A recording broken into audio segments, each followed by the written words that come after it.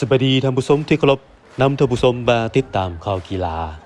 คณะนักกีฬาดอกปีไก่ทีมชาติลาวสุดที่สามารถญาติได้1เหรียญคำ3เป็นเงิน5เหรียญทอง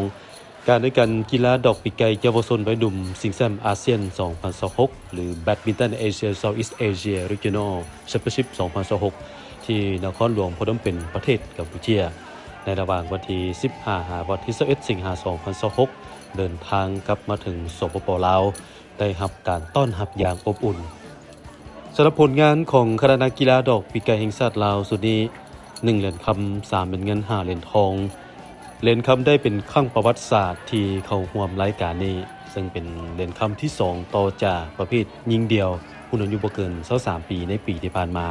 และปีนี้ก็ได้เหรียญคำประวัติศาสตร์ใหม่ประเภทชายเดียวรุ่นอายุบ่เกิน23ปีจากน้องสัญราชสุขสวัสดิ์มือ2ของรายการได้ฮอบชิงชนะเลิศแสงสนานาน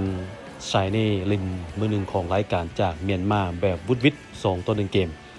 เสียก่อนในเกมที่1 7-15 2เกมหลังแสงชนะ15-12และ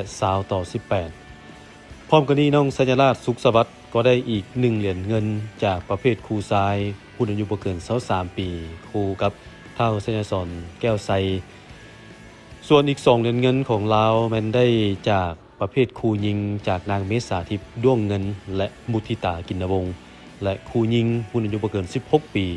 จากน้องทิพมณีเบาถนนและอลิสาสุขสวัสดิ์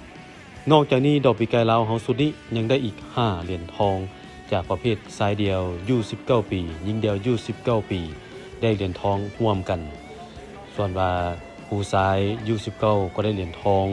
เช่นเดียวกับคู่ชายอายุ16และคู่ผสมอายุ16สามารถคว้างานเซาท์เอเชียอยู่ประเทศกัมพูชาได้ก็ถือว่าเป็นความภูมิใจที่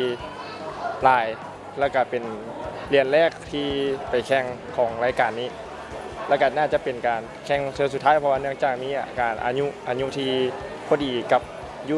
23เพราะว่าตอนนี้ปัจจุบันเนี่ยอายุ22ปีเพราะน่าจะเป็นปีสุดท้ายและก็ภูมิใจที่สามารถปลดล็อกตัวเองในงานนี้ได้และก็เป็นเหรียญที่สามารถออกชนะมือวางอันดับหนึ่งอยู่เมียนมาได้เกมแรกเลยเนาะที่ว่ากดดันหลายเนื่องจากเขา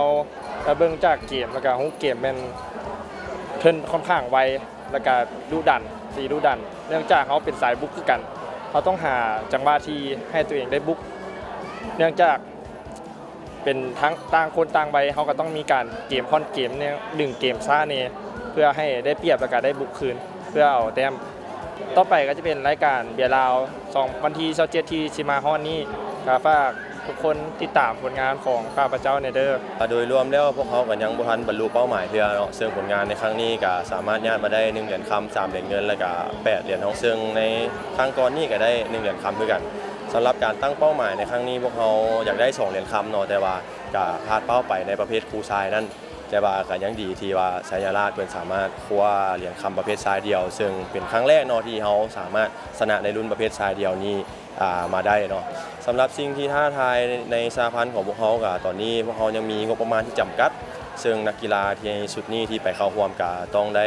ซัพพอร์ตตัวเองเรื่องค่าเดินทางเนาะซึ่งอันนี้เราต้องขอบใจทั้งนักกีฬาและก็ทั้งพ่อแม่นักกีฬาเนาะที่ว่าให้การซัพพอร์ตทางนักกีฬาเองเนาะทั้งนี้ทั้งนั้นสหพันธ์ก็ตอนนี้ก็ยังมีการลงทุนกับการสร้างบุคลากรของสหพันธ์เองเนาะเพื่อเกี่ยวความพร้อมในการจัดการเป็นเจ้าภาพในการจัดการแข่งขันซีเกม2031ฉะนั้นจึงเฮ็ดให้เฮามีงบประมาณจำกัดในการส่งนักกีฬาเข้าร่วมแต่ก็อีกเทื่อนึงเนาะขอชมเชยทางผู้ปกครองผู้ให้การสนับสนุนนักกีฬาเองและก็ผู้ที่ซัพพอร์ตทางสหพันธ์ตลอดมาที่เฮ็ดให้พวกเฮาสามารถเข้าร่วมรายการแข่งขันในครั้งนี้ได้และก็คว้าเหรียญคำประวัติศาสตร์ในครั้งนี้มาได้การในการครั้งนี้ถึงว่าบ่ได้ตามเป้าหมาย2เหรียญคำแต่ภาพรวมถือว่านักกีฬาลาวเฮ็ดได้ดี